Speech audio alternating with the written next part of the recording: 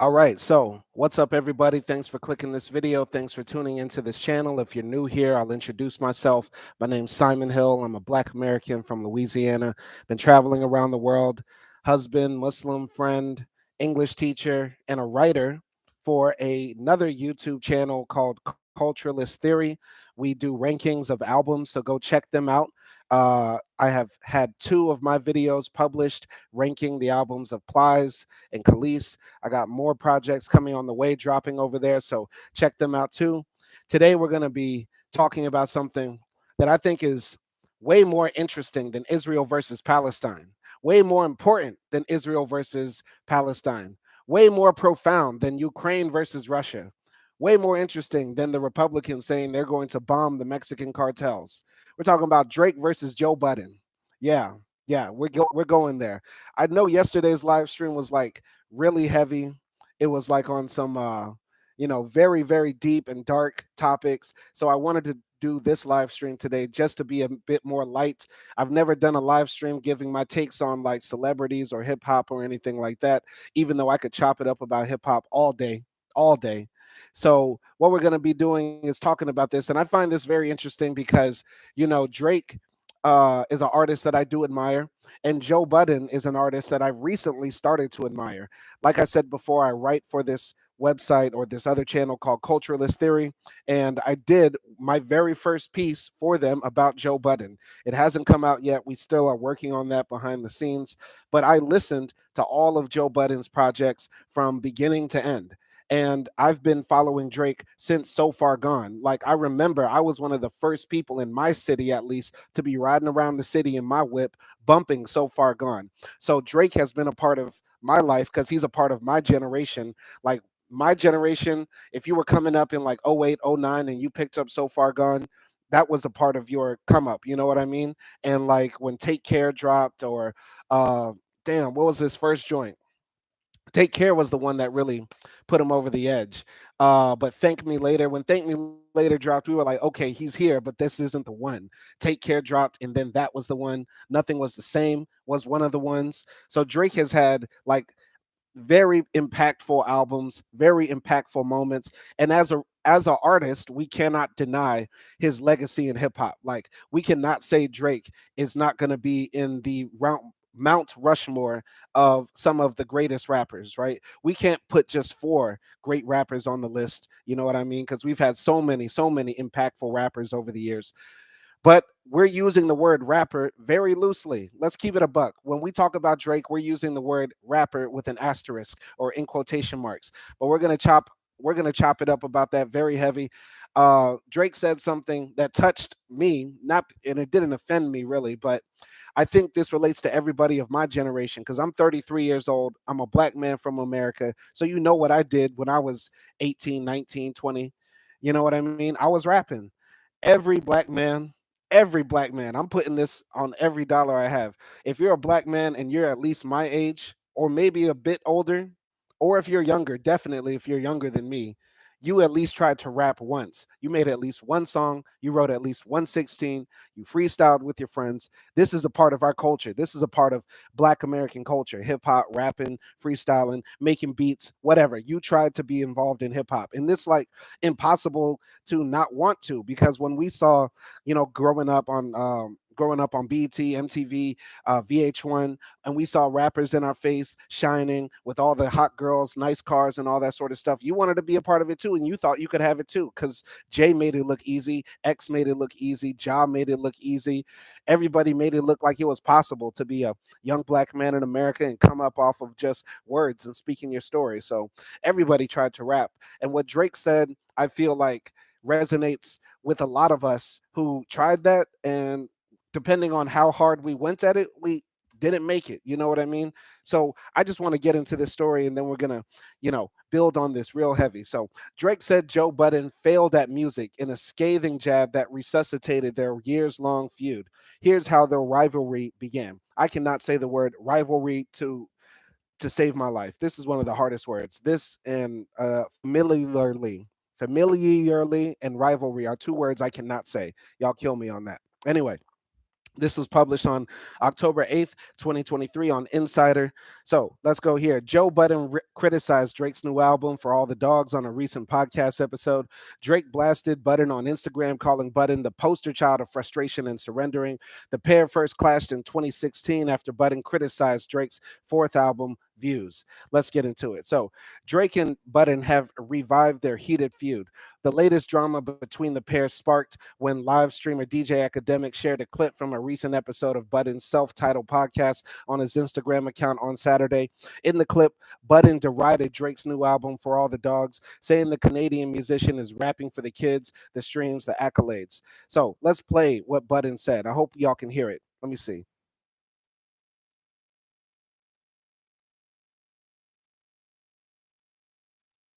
No, y'all can't hear it.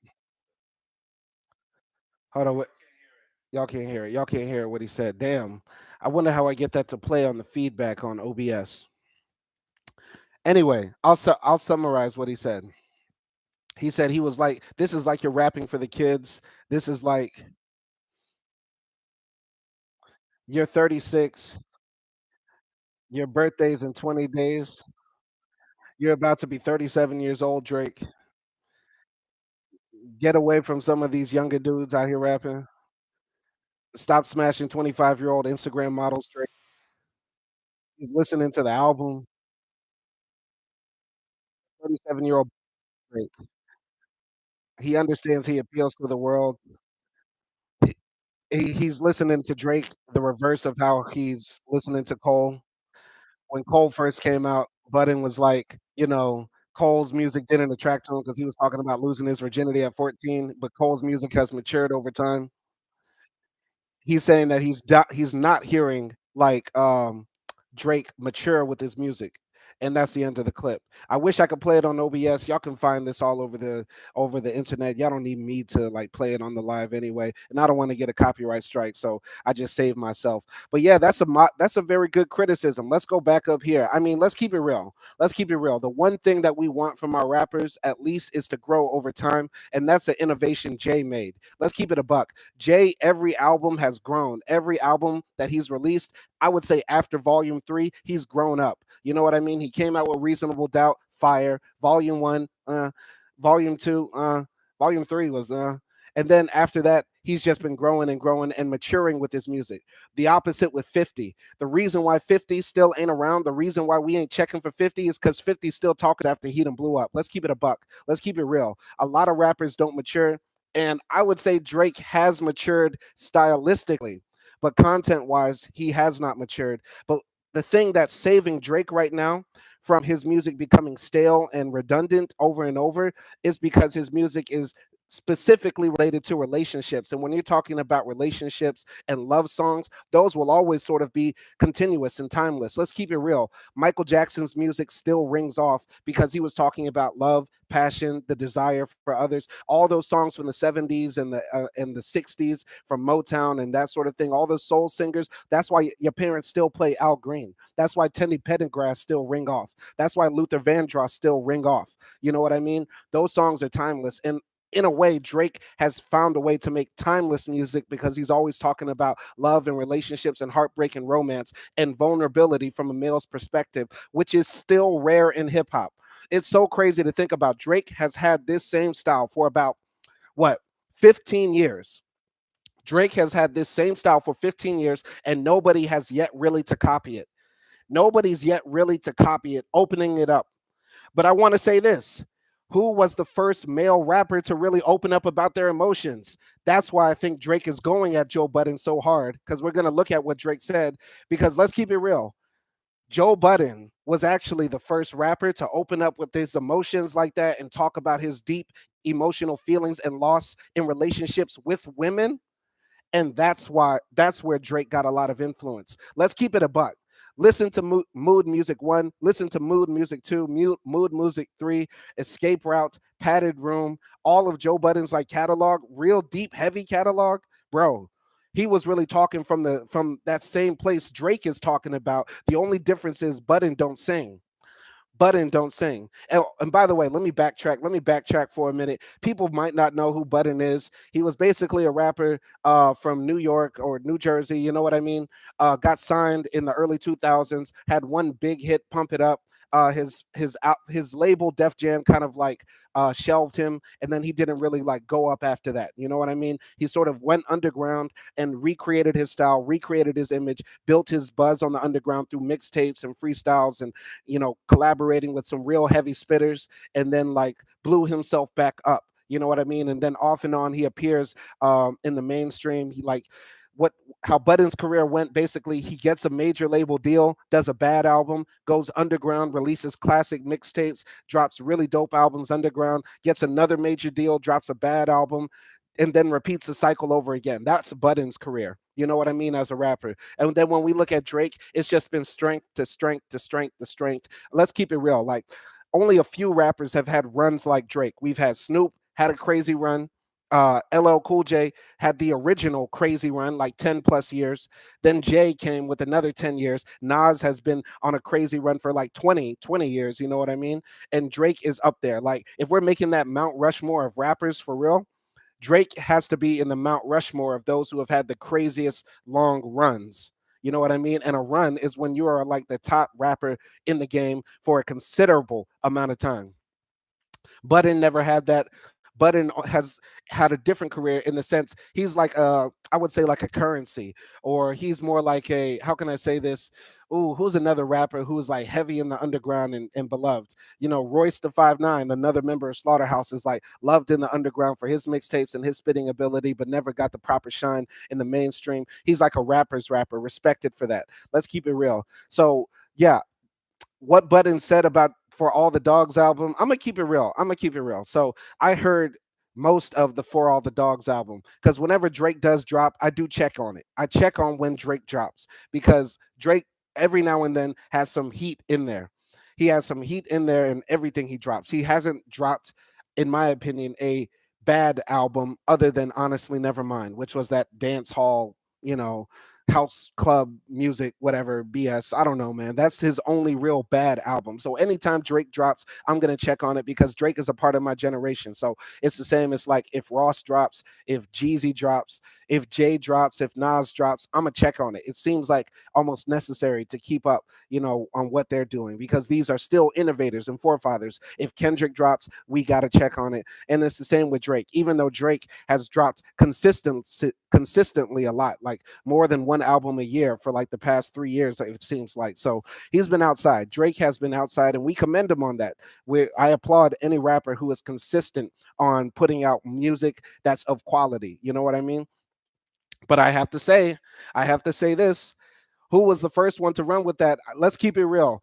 Budden does not get enough flowers for his musical contributions, because there was a time when Budden was on the underground in like the early 2000s and the early 2010s, really dominating in the underground, dropping multiple times per year and putting out heat that was emotional, that was quality, that was lyrical. He had his boy Imani like singing on the hooks to make those songs very evocative and stuff like that. So Budden's catalog is not to be played with. And I'm keeping it real. I am not a Budden fan. I don't even he's not in my top 20. I'm gonna keep it real with you. Budden is not even in my top 20 of favorite rappers. And I don't even bump him consistently or consistency, whatever. You get what I'm saying.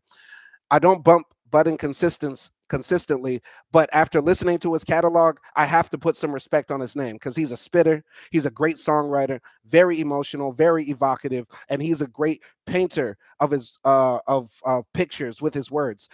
The only thing that messes Joe worst rap voices of all time, worst rap voices, is Budden. And I don't think enough people, when we talk about hip hop, really think about how much your voice actually matters to making a good song. There's a reason why Ross is able to skate away with some of those horrible lyrics Ross be putting out there. It's because Ross has a wonderful voice. Ross has a very unique and distinct voice. There's a reason why Jadakiss still gets, whatever he gets for a feature, and people still want to book him and stuff like that, because Jadakiss has a very distinct voice. Budden has one of the worst voices, and on top of that, Budden had a horrible way of mixing his vocals. Budden did a lot of vocal layering. And for those that don't know, there are some rappers that just rap on the track, like Jay be doing. Jay be getting on the track and he just be rapping and he doesn't add anything on. He doesn't do dubs, he doesn't do ad libs. Budden will rap his whole entire verse again on the second track. So if you've ever listened to like Tupac, Tupac was very good at that. When Tupac rapped, he did one track with his main vocals, but then under that, Tupac would rap the whole thing again. You get what I'm saying? And that works for Pac because Pac had a very big booming voice on the top of his throat. Budden seems to rap from like the back of his throat and has a very weird accent. So even though he has great lyrics and great songs, his voice is horrible. Jesus Christ. It's so hard to listen to like Budden from top to bottom. So I'm gonna get into the comments real quick. Dennis Shaheen, Boo, she said, I've never heard of Joe Budden as a rapper. I think I've heard of him as a podcaster. But what is a good song of him I could check out? Oh man, there's a lot of good songs from Joe Budden, and some of the names are not coming to mind. There's I'm gonna try to look it up on my notepad real quick. But a good song from Joe Budden to check out. Hold up, I'm pulling this up. Probably his best song. Mm, a song called X's. Okay. A song called X's, EXES, or I Couldn't Help It are very good songs. And Angel in My Life are very good songs. And then also another song called Forgive Me. So, yeah, Budden's got a lot of very powerful songs. Probably the one I do suggest the most is I Couldn't Help It or X's. All right. Very, very he has a very strong catalog, man. Budden has a very strong catalog, but Budden's music is specifically, it's like, how can I say this? Even though he raps a lot about women, even though Budden gets like, he makes very good songs talking about his relationships with women and how they've been toxic and the ups and downs, and he seems like he really understands female psychology and that sort of thing. Budden's music demographic tends to be, you know, guys who are very into like hip hop, like purist hip hop, backpacker hip hop, stuff like that. The type of guys who are, already married with kids, maybe got a bachelor's degree. I mean, let's think about the Joe Budden demographic, man. The Joe Budden demographic is like guys who, like guys who have been married twice and they got like three baby mamas and like they maybe did a bid in the pen but once in the 90s, and since then they've been walking the straight and narrow and stuff like that. It's maybe a lot of dudes who are like lower middle class, uh man, dudes that drive beat up hunts, who are like, they're not street niggas, they're not gangsters, they're not thugs. It's not the type of music like that you ride out in the whip to with the homies smoking and chilling.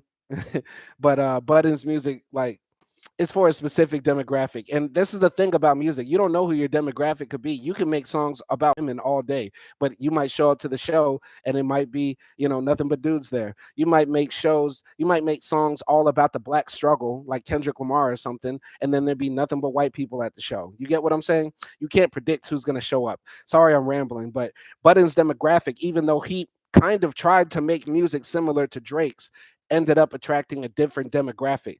And Drake specifically made music for a specific group, I imagine, and attracted a much larger demographic. Let's keep it real. The majority of Drake's music is like intended for the women, right? But everybody sort of loves Drake's music because the thing is, if the girls are there, the guys are going to be there too. If the girls are dancing to it, or if the girls are listening to it in the car or at the hookah lounge or whatever, the guys are going to end up listening to it too and probably rock with it if the guy on there is spitting as well. So that's the power that Drake had. You get what I'm saying?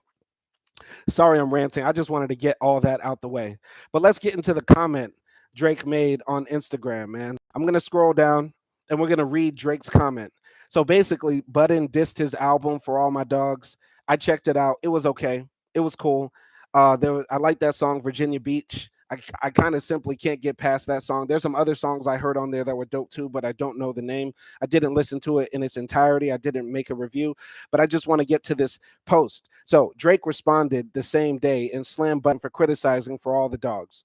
So Champagne Poppy on Instagram said this: Joe Budden, you have failed at music. You left it behind to do what you are doing in this clip because this is what actually pays your bills. For any artist watching this, just remember you are watching a failure give their opinion on his idea of a recipe for success. A quitter give their opinion on how to achieve longevity. You switch careers because the things that pop into your brain had you broke, living check to check, and the raps you write had 450 men showing up to your shows in Dusty and Nietzsche jeans to screw up their face to Mood Music 29 and pretend you are the GOAT. God damn, that's a bar. God damn, that's a bar. That's savage. See, Drake is one of the top dissers in the country, man. I'm sorry. I'm sorry. Drake is one of like the top dudes who can get at you. Like for some reason, for a Jewish Canadian half black kid growing up in like the whitest parts of Canada, he sure knows how to roast. We got to keep it real. Drake be going at him, man. Drake know how to get under your skin for real. You feel that. He said you had the broke niggas in a Nietzsche coming out to your show saying doing the screw face to Mood Music 29. That's savage. That's a good diss, man. That's very good. Anyway, I'll continue with what Drake said. Please, to any artist that's doing what they feel is right, don't let these opinions affect your mindset after the fact. This guy is the poster child of frustration and surrendering. You retired and we never hung up your jersey and we don't even remember your number. God damn. Savage. So Drake is savage. Let's keep it real. Drake is a savage when it comes to dissing.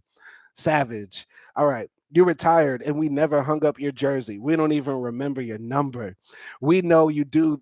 We know everything he wanted to do for himself. If you need it, put it in simpler terms. I own a 767, which is a jet.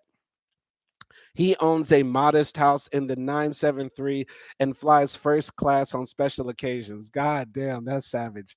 That's kind of savage. I mean, in hip hop, we have to respect a good money diss. Whenever you diss somebody, talking that money talk, you can't really argue with a dude like Drake when he start talking that money talk to you. You know what I mean? Let's get into the comments real quick. Avery Adams said, "I'm sorry, but Drake is too sweet for me. He's zesty. That's why his responses be so sassy." Avery Adams also said, but he's so passive aggressive. Pusha T got him still hurt today. Nothing has been the same. Nothing has been the same. That's real. Absolutely real. I mean, when Pusha T exposed Drake for having a child, I thought that was going to be the end of Drake for real. I really thought that was going to be the end of Drake because honestly, Drake is one of the best at dissing, but Pusha T took it to a whole nother level, exposing him for hiding his child that he had with a porn star from France, and also the fact that he was going to bring out his child to the world by putting him in an Adidas ad campaign or something like that. That was just low. That was low crass. That was crass if Drake actually did that. You know what I mean? But I really want to break down what Drake said here. You know what I mean? Because I want to say, I'm a black man who's 30 years old. If you're a black man in my generation, or even if you're younger, you tried to rap too. And most likely, if you're watching this right now, you failed too. Let's keep it a buck. Joe Budden is not a failed rapper. I'm a failed rapper. I'm a failed rapper, and millions of other black men like me are failed rappers because everybody tried to rap. Everybody put out a mixtape. Everybody at least once tried to hop on their cousin's Cool Edit Pro or Pro Tools or Fruity Loops and tried to spit some bars. Everybody tried to make some beats. But let's keep it real, Drake. Drake, the reason you are popping, Drake, is because of luck. We have to keep it real. The music industry is all really about connections and luck. And Drake, you didn't just pop up out of nowhere. You didn't grind it out the mud. It's not like you did, 20 or 30 battle raps trying to get on. You didn't pass out CDs from the trunk of your car, Drake. You didn't have to go from hood to hood, city to city, doing shows in the Chitlin circuit. You didn't have to perform in front of people when there was 4 people in the crowd for like years on end. Drake, you were on a TV show that was mad popular. You were getting paid royalty money from your TV show for years, probably still even to this day. Drake, you came up like a like a teen pop star. Like you're no different than Justin Timberlake, Drake. You're like a Mickey Mouse kid. Let's keep it real. Let's keep it real, man. Drake's success was not guaranteed. Drake makes it seem like he worked hard and pulled himself up by his bootstraps and all of that and just made it in the industry. And if you really want to make it in the music industry, you can too. All you have to do is just work hard. And that's not it. There are a lot of dope rappers that have worked very hard. I'm sure we all know some guy in the hood who's been selling CDs out of his trunk for years. I'm sure we all know a guy in our family who's been rapping for years. I'm sure we all got a homeboy or a homegirl who's put out 30 mixtapes, traveled from city to city, done open mics all their life, and they ain't popped off. It's just a reality. Music will not pop for everybody. So Drake calling Joe Budden a failed rapper, a guy who got signed to multiple major labels, who sold millions of records. All right, not millions of records. Maybe Joe in total had sold maybe 1 or 2 million records. Maybe. Does that count as millions? I don't know. I don't know. But Joe has sold records. Joe was able to fill crowds at shows. It wasn't arenas like Drake, but Joe did his thing. Joe has a dedicated fan base. If Joe dropped the song right now, it would at least get 100,000 views on YouTube. It would at least have maybe 1 million plays on Spotify. If Joe was really out here trying to put in work, Joe collaborated with major artists. Are we really talking about Joe Budden is a failure at music? Come on now. Come on now. There's a bunch of people who failed at music. And when Drake is saying this comment, it makes it seem like everybody could have did it like how he did it. And I totally disagree with that. You get what I'm saying? I'm gonna get into the comments real quick. Avery Adams said, yes, I am a failed rapper too. LOL. This is so funny though. Drake's quality of music, but this last album was so childish. Avery Adams says, Def didn't grind it out the mud, acting to Lil Wayne finding him. LOL. And J3 OSG says, help.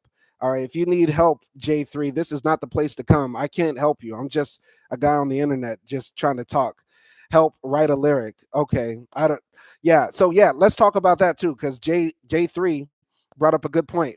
Drake, you can't call anybody a failed rapper, Drake, when you literally don't write your raps. That is the basis of failing as a rapper if you literally don't write your own bars.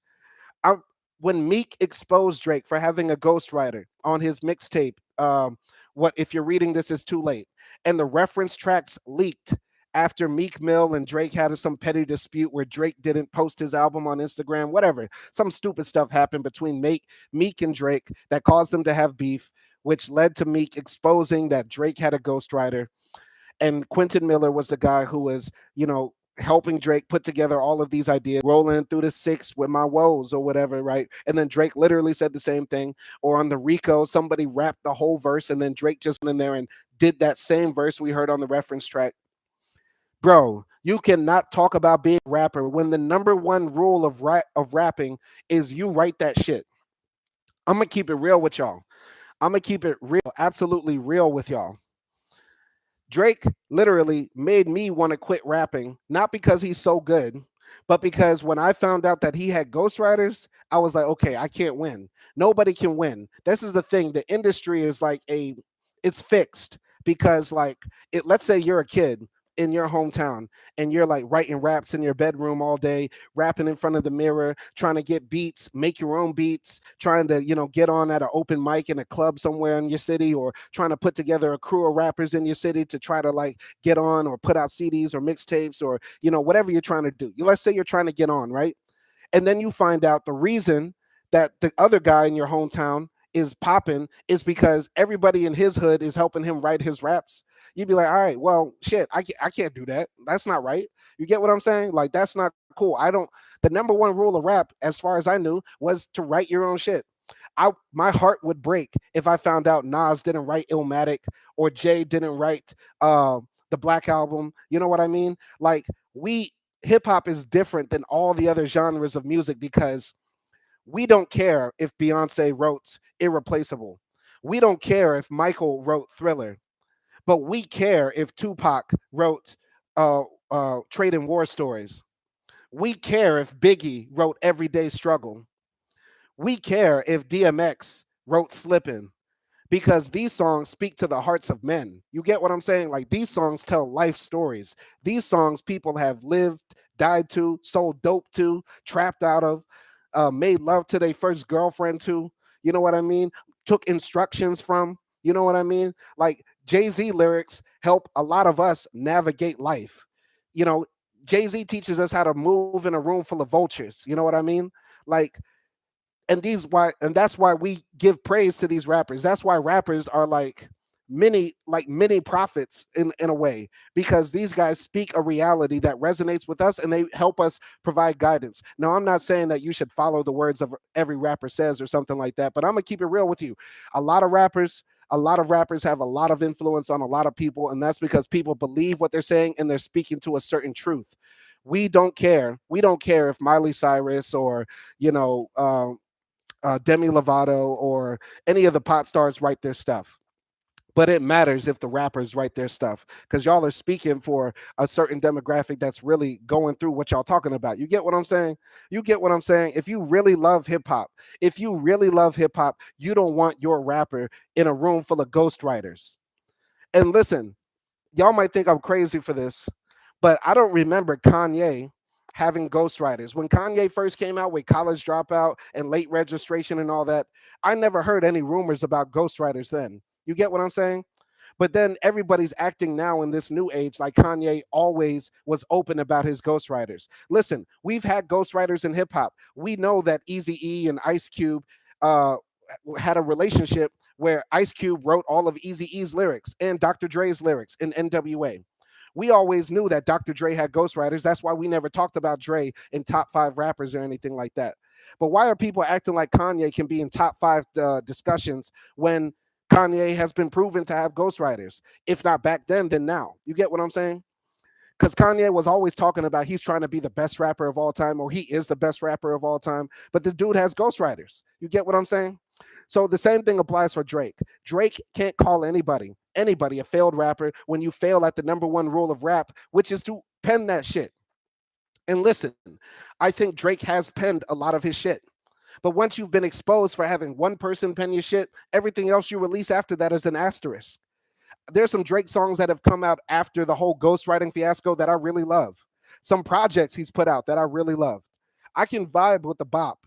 I've just come to accept that, with Drake, there's a certain element to it now. You get what I'm saying? You get what I'm saying? I don't put him in my rappers category. I have a rappers and lyricists category, and then I have, that. And Drake is in that. Drake is in that boat with like Kanye, with Dr. Dre, you know what I mean, and that sort of thing. I like their music for what it is, but I'm not looking at them as rappers, like as top 10 dead or alive. You get what I'm saying?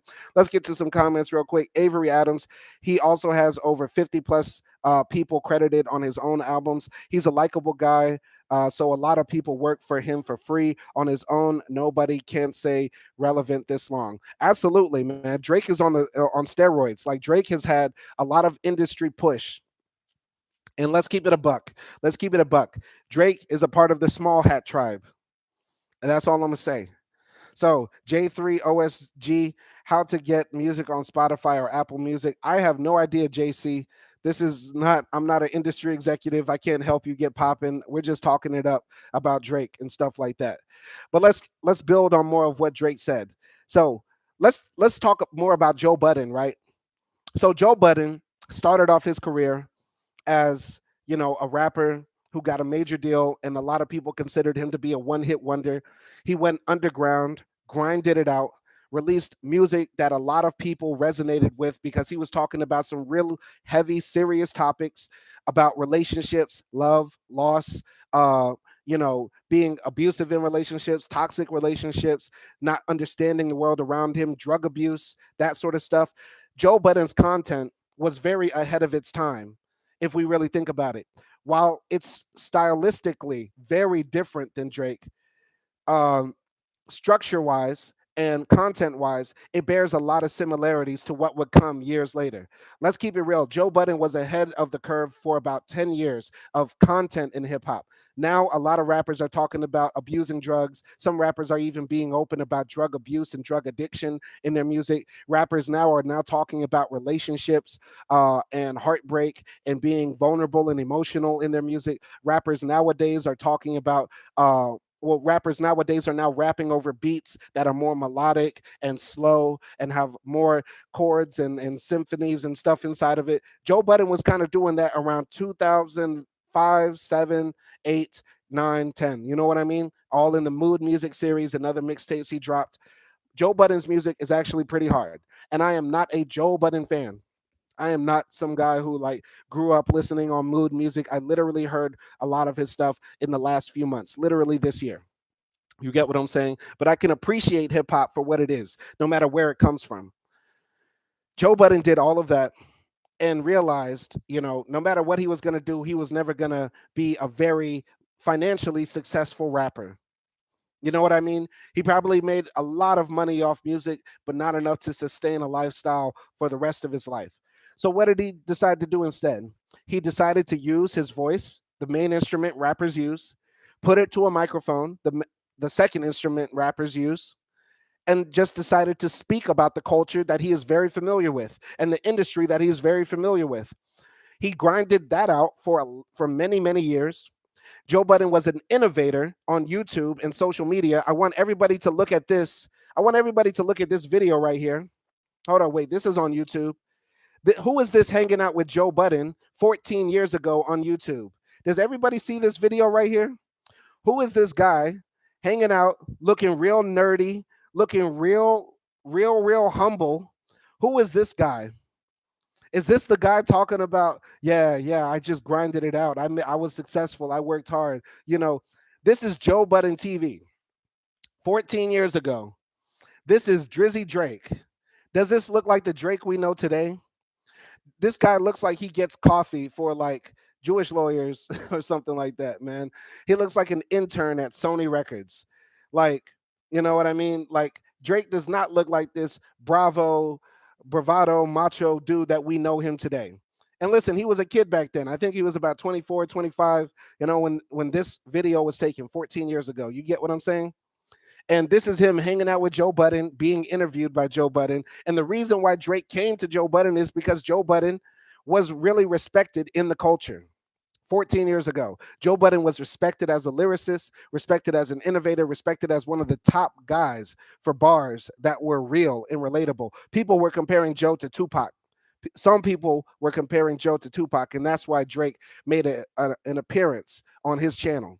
Now, I'm not caping for Joe Budden, man. I'm keeping it real. I'm just keeping it real, man. Drake's success was not guaranteed.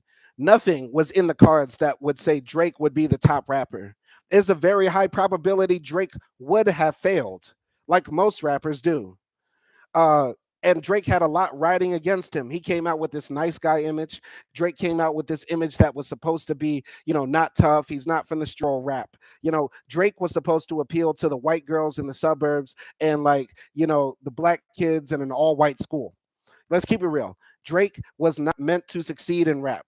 It's just that Kanye opened up the door for all these not thug rappers, like not gangster rappers. You didn't have to be from the streets anymore after Kanye did what he did when he came out. So Drake's lane was opened up because of the innovations Kanye made.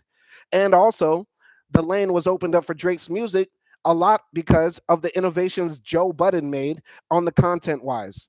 Because no rappers were talking about how their relationships failed or how their girlfriends left them and how they missed them as much as Joe Budden. Let's keep it real. Drake is a student of Joe Budden. A lot of Drake's content is almost parallel, analogous to Joe Budden. I cannot speak, guys, but you get what I'm saying. You get what I'm saying. I think in hip hop, a lot of people forget, especially if you're Drake and you reach the upper echelons of success. Drake is over here like flying on jets with his name on it, flying out 20 girls to the Dominican Republic. Drake is out here doing things that people couldn't imagine a rapper could do financially. You get what I'm saying? Drake is like probably going to be the next rapper to hit a billy over the next few years. You know what I mean? It's very, very likely. Drake is a very financially successful guy, but he couldn't do it without the innovations of Kanye, Joe Budden, Kid Cudi, a lot of people that opened up the door to allow Drake to do what he did. Hell, the singing on Wax, Bone Thugs and Harmony, Zero, a lot of rappers, Ja Rule to some extent. Ja Rule to some extent open lanes for Drake. Let's keep it real. A lot of people in hip hop paved the way for Drake to be doing what he's doing. And for him to come back and attack Joe Budden just because he gives his opinion and that's what he does, that's wild. That's wild. Joe Budden took what he had And that's what hip hop is all about. You take what you have, even if it's very little, and you turn it into a lot. That's what makes Black Americans special. Let's keep it real. Joe Budden is a Black American. He is a full-fledged, full-blooded Black American, right? And nothing against immigrants, but Drake is an immigrant in this case, eating off the backs of the culture that Black Americans built. I'm gonna keep it real with you. Let's keep it real. Drake comes from Canada. He is building on the backs of Black American culture, and he should show some respect. And I have some beef with Drake because recently he released that song with SZA talking about "I'll put you in whips and chains like American slaves." Drake has never spoken out for Black Lives Matter. Drake has never been vocal about, police oppression or what we're going through. Drake's music has consistently been about himself and his life. You know what I mean? Drake has never tried to speak for our people in any serious context. He's just come to America literally to just sort of eat off of our culture and make money off of it. And you know what? His dad is Black American, so maybe that gives him some more leeway. Maybe he could say, you know what, this is a part of his culture too. And so be it. So be it. But let's just keep it real. Let's just keep it real. Even if we take his lineage out of the way, even if we take his nationality or immigration status out of the way, Drake has to acknowledge that Joe Budden is one of the guys who opened up the door for him. But I think he's really salty that Joe Budden is the one who constantly points out, the things that are not very good stylistically with his music, is because he cares about Joe Budden's opinion. Because Drake is about my age or a little bit older. They said he's about to be 37 or something like that. Drake is my age, so he grew up listening to Joe Budden. I didn't even grow up listening to Joe Budden, but he cares about what Joe Budden thinks. All the rappers that Drake had respect for, he now has beef with. There was a famous story that Drake had an autographed microphone from Pusha T, right? He rapped about it in a song and stuff like that. I think he rapped about it on Duppy Freestyle and stuff like that. He had an autographed microphone from Pusha T, and now him and Pusha T ain't good. He showed up on Joe Budden TV, and now him and Joe Budden ain't good. Let's keep it real. He and Meek were heavy, real heavy together. Then they had beef and they weren't good, but now they're good again and that sort of thing. You notice a pattern with Drake. Every rapper that Drake was cool with before, he sort of has beef with later. I'm sort of surprised that Drake hasn't had beef with Lil Wayne yet. Maybe he knows not to play around with Wayne because Wayne, got some heavy hitters around him, and he's a real spitter. And I think Wayne, if he really wanted to, could expose Drake for a lot of what he did. Maybe he's had ghostwriters for a lot longer. But let's keep it real. Joe Budden took what little he had after he tried to make it in the industry and turned it into a $1 million business. Joe Budden is now one of the top podcasters in hip hop, if not the top podcaster. He built that all off of just talking on the microphone. Joe Budden just turned up on the microphone, started talking about the culture, talking about the industry, and sort of blew himself back up. That's hip hop. Let's keep it real. That's hip hop. Hip hop is about taking what you have in your mind, in your heart, in your soul, putting it on the microphone, putting it on paper, and letting the world feel you. And that's what Joe Budden did. And let's keep it real. Drake did that too, but now Drake is using ghostwriters. So who's really the failed rapper? Who's really the failed rapper? If if a failed rapper is you have multiple big budget albums with major labels, if you have multiple collaborations with famous rappers and famous R&B singers like French Montana, Lil Wayne, uh, you know, if being a failed rapper is dating multiple beautiful celebrity women, if being a failed rapper is then having the number one hip hop podcast in the world, if that's a failed rapper, then I'll be that all day. To keep it real with you, I would not want to be a rapper who is considered a rapper with an asterisk like Drake. Because let's keep it real, all this money talk is cute. Talking about Drake owns the 767 and Joe Budden lives in a mansion in the 973. All that money talk is cute, but let's keep it real. We're not going to take the money with you. You get what I'm saying? Drake is not going to be able to take the money with him. Joe Budden won't be able to take the money with him. The reason why we revere Tupac, the reason why we revere Nas, the reason why we revere Public Enemy, the reason why we love Rakim, the reason why we love Jay, the reason why we love Big, the reason why we love DMX is not because of all the money they made. It's because of the music they made and what it's how it spoke to us. You get what I'm saying? And when we think about it, who's really going to have music that's going to stick to our ribs, stick to our souls, and live in the hearts of men like Drake's catalog or Joe Budden's catalog? You get what I'm saying? Let's keep it real. Let's keep it real. And I don't mean to sound sexist. I don't mean to sound sexist or anything. I don't mean to sound sexist or anything at all when I say this. But hip hop speaks to men in a certain type of way that if you have a favorite rapper or a rapper's bars stick with you, those bars will be passed down for generations. You get what I'm saying? Like, my first hip hop tapes came from my father. Public Enemy tapes, X Clan tapes, Wu Tang Clan's 36 Chambers. You get what I'm saying?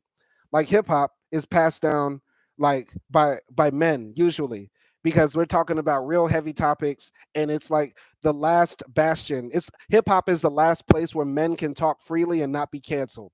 Let's keep it real. In any other medium, you couldn't say what Eminem said. Eminem's jokes cannot be said in stand-up comedy without people getting offended. You get what I'm saying?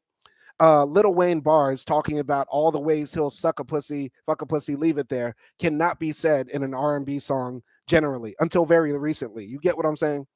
uh, Jay Z's commentary, social commentary, could not just be said in in like a book or a prose. Or get what I'm saying? Like, hip hop is the last place where men can talk freely and not be canceled. You get what I'm saying? So that's why it's a very special art form, and that's why it's gonna be hard for Drake's music, I believe, to be as revered in a few years as some of the more hardcore hip hop that's being made or that has been made. You get what I'm saying? So I'm just keeping it real with y'all. But let's get into the comments here. So Akden Shaheen, it kind of looks like he's trying to stay on top of the newest news, because how does he find the time to react this specifically right after an album release? I think Drake is very sensitive. Actually, I think Drake does not like criticism of his music. Drake is very like how could he's a sensitive dude. He's a sensitive artist. And one thing you'll notice about Drake is that he does not do hip hop interviews. He doesn't sit down with the Breakfast Club. He doesn't sit down with Drink Champs. He doesn't go to hip hop media. Drake only does interviews with people that he knows he can bully, or that he can tell them, hey, edit that out. Hey, I don't want to talk about this. Hey, don't ask me that question. That sort of thing. Drake is the type of guy who has to control the narrative. And in hip hop, you can't control the narrative.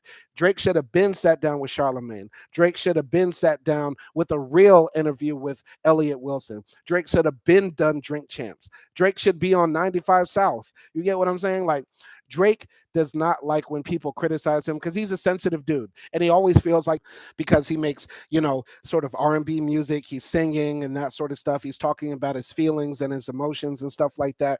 But Drake needs to man up, because he likes to act like he's big macho on records and stuff like that. But he needs to stop doing that and actually just go outside and be and talk with the people and get what I'm saying. Because let's keep it real, the people love his music. The people really, really love his music, but he doesn't interact and talk with the people and build with the people. I guess he releases a lot of music, and I feel, and maybe that's how he feels like he's feeding the streets. But Drake does not actually interact with the people enough, in my opinion. And yeah, so Drake used to be one of my celeb crushes, but now he sounds like a spoiled rich kid. Yeah, because when you talk about, you're a failure because you failed in one of the hardest industries to penetrate, is insane. You get what I'm saying? Like, calling somebody a failed rapper, a failed singer, a failed actor, a failed painter is like very hurtful. Not that you should care about people's feelings, but it's almost like understood, when you try to be an actor, you are already a failed actor, because becoming Brad Pitt, becoming Angelina Jolie, becoming the a big movie star is like one in a billion chances. Everything has to line up for you right. Yes, you can work extra hard. You can go to every audition, you can read every script, but it's not guaranteed. You pretty much go into certain industries knowing that you're going to fail. You get what I'm saying? And everybody has this idea, oh, you should follow your dreams and follow your heart and do no matter what. But we in the real world, not everybody can be like Drake and fucking like, live at their mom's house for like 5 years while they try and be a successful rapper. after they just got finished working on a TV show and they're still getting residual income checks from that. You get what I'm saying? Like, in the real world, yes, we all have dreams and we should pursue them. Being a good YouTuber, being a successful YouTuber is my dream, and I work on this every single day. It's a dream that I have, and it's a dream that I think will hopefully come true. But if I don't succeed, it's it's very possible because there are millions of other people on YouTube right now. I only have one person in my chat right now. So of course, I'm not doing that well. You get what I'm saying? Like, everybody does everything that's a dream for them, that could be very successful for them, but going into it knowing that they're going to be a failure. It's like if you start a restaurant, it's very likely your restaurant will fail. Like 70% of restaurants fail like in the first 2 years. You get what I'm saying? So being a failed rapper is like a given. Of course, you're going to fail as a rapper. There's a million other rappers. Every black man in the world tried to rap. You think you're going to succeed? Okay. So let's go to another comment. Acting as Shaheen, he should have learned how to deal with criticism after all these years, in my opinion. Yeah, I mean, it's easy for us to say like Drake should deal with criticism, but he's still a person at the end of the day, right? And let's keep it real. His music is very personal. So he feels like maybe when people are attacking him, they're attacking his life story, which is, I can sympathize with that because when I release a video on my channel talking about racism in Serbia or racism in Albania, and I'm giving up my very personal life and stuff like that, and then people want to tell me that it's not racist in X place or I didn't experience racism, I take that personally because they're talking about my life. You get what I'm saying? So Drake's music to him might be very personal, and he doesn't want any of that criticism going towards him. So I can understand that, but it's hip hop at the end of the day. Let's go here. Avery Adams, we on the same page with this. The nail polish rainbow shit is another suspect thing. Yes, let's keep it real, man. Like, all right, so I'm not gonna fault Drake for playing with this style and experimenting because let's keep it real. When we look at any major artist for a long period of time, their style starts to go crazy over the years. Like Prince, if you look at Prince at the beginning of his career and towards the end, yeah, that's crazy. Like look at Lil Wayne at the beginning of his career and look at Lil Wayne now. Yeah, their style and everything about them starts to change. And I think it's going to be the same with Drake. Like once you're that successful, you don't have enough people at the top telling you no. Like, hey, don't do that because everybody around him is a yes man. That's why Michael Jackson ended up with 50 facial plastic surgeries because nobody around him told him no. So I think Drake is going through like the same thing. He has a bunch of people around him who are getting money from him, eating off of him, and they're too scared to tell him no. Maybe Drake, you shouldn't put rainbow colored clip-ons in your mini Jewish afro. You get what I'm saying? Oh no, Drake, maybe you shouldn't put, tie-dye fingerprint nail polish or whatever on the tips of your fingers. You get what I'm saying? Like Drake is at the stage where nobody can tell him no.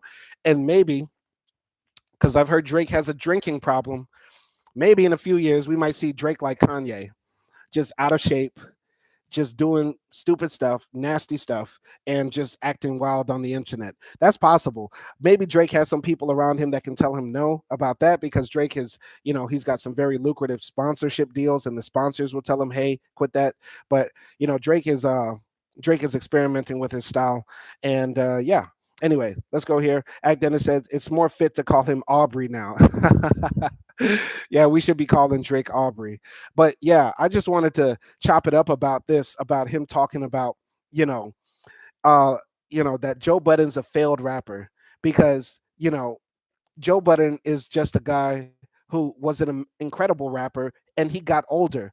Everybody should be able to retire from a career with grace and at your own space and pace. You get what I'm saying? Like Joe Budden decided, hey, I've been rapping for 20 years. I don't want to do it anymore. Drake has been rapping, let's say, I don't know, 15 years. Does Drake even said in a recent interview with Lil Yachty that he wants to retire soon. So are we going to say Drake is a failed rapper just because he retired? Everybody's going to retire. Everybody should retire eventually from what they do. You get what I'm saying? After you put in so much work and you give the game all you got, what else are you going to do? Are you just going to keep on rapping for rapping's sake? Are we going to do that? Are we going to be like 50 Cent towards the end where you're just making the same song about robbing niggas in the projects for the 100th time? Are we doing that? You get what I'm saying? Like, I wish a lot of my favorite rappers retired earlier. Let's keep it real. Let's keep it real. DMX should not have been releasing albums at like 49 years old. All right. We got X's story enough. DMX should have been able to live off of the success he had off of those first 4 or 5 albums and chill. DMX should not have been out there trying to make another album. Let's keep it real. We're keeping it absolutely real. 50 Cent should have retired basically after number 3. Eminem should not still be outside. Let's keep it real. A lot of rappers need to retire.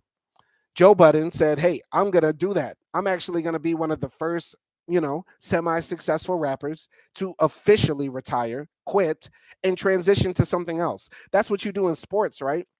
We don't want to see Michael Jordan out there on the court at 50 years old or 60 years old trying to slam dunk and getting crossed over by the youngins. That's not what we want. You get what I'm saying? You don't want to see your heroes fade out like that.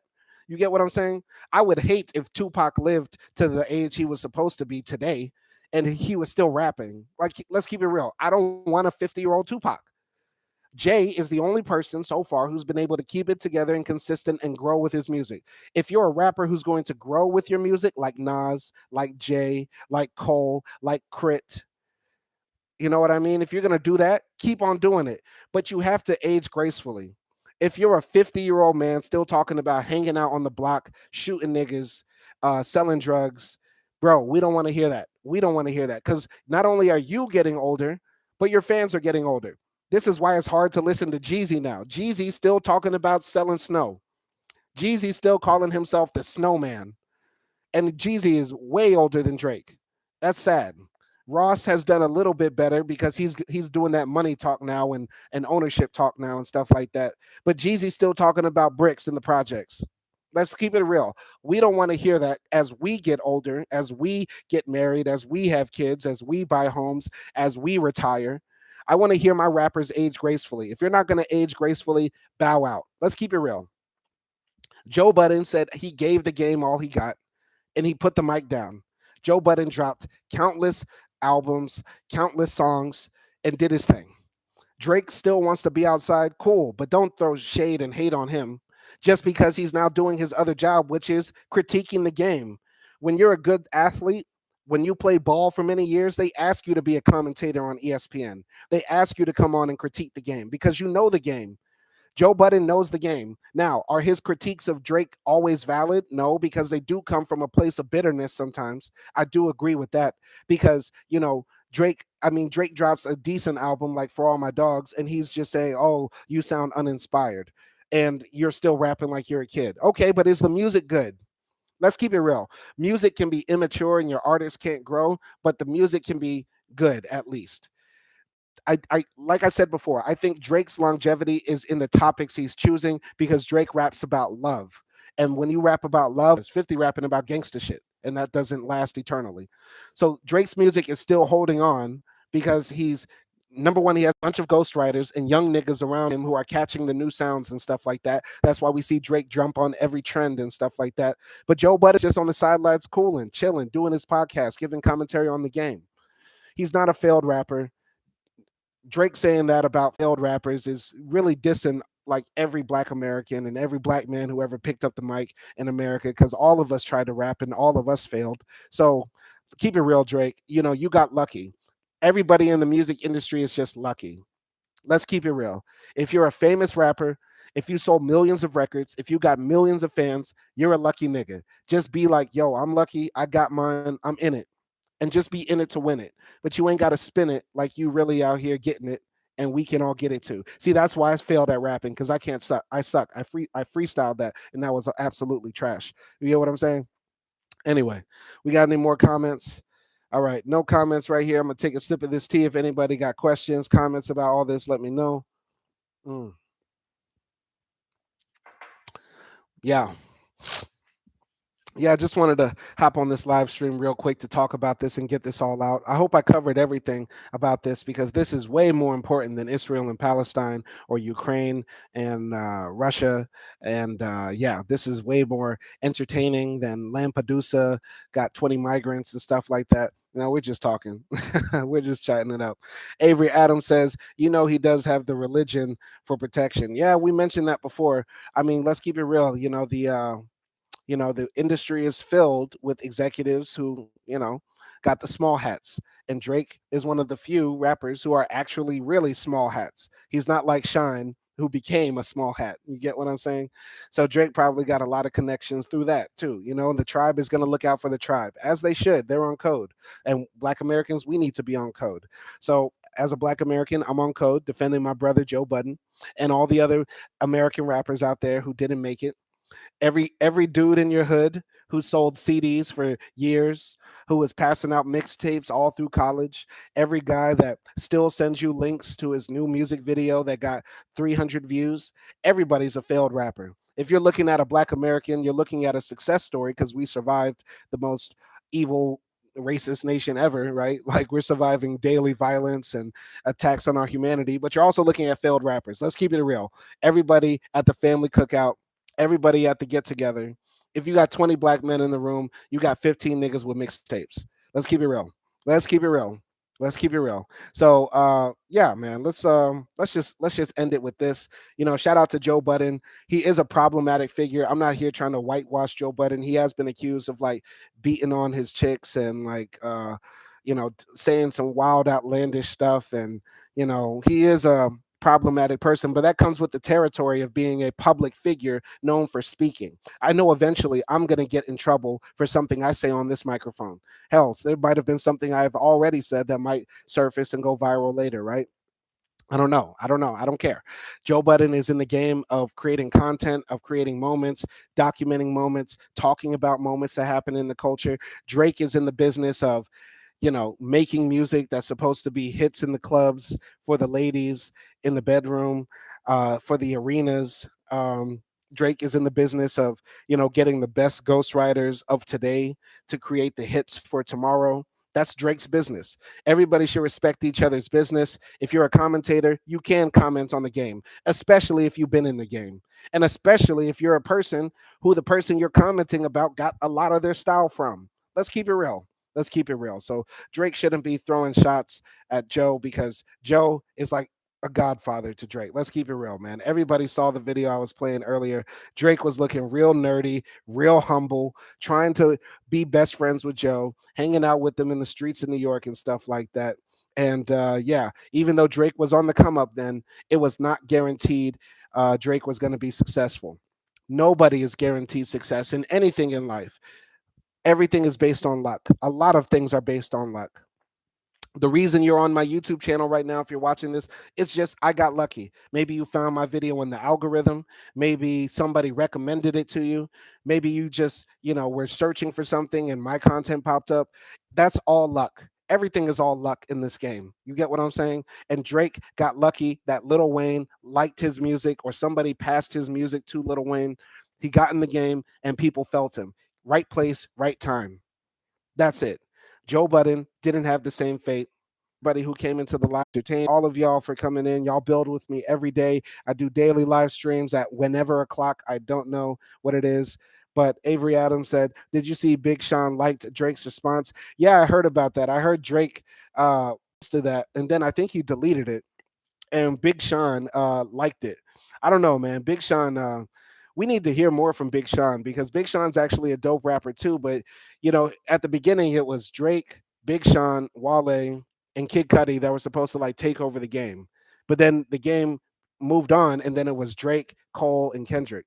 You get what I'm saying? So I don't know. We need to hear more from Big Sean. He got Janae Aiko, and now he's just chilling. So I don't know. But yeah, I'll just leave it at that. Appreciate y'all coming in and building with me. I'll see y'all next time. Daily live streams at whenever o'clock. Y'all just get the notifications on. We got new content coming soon, and peace.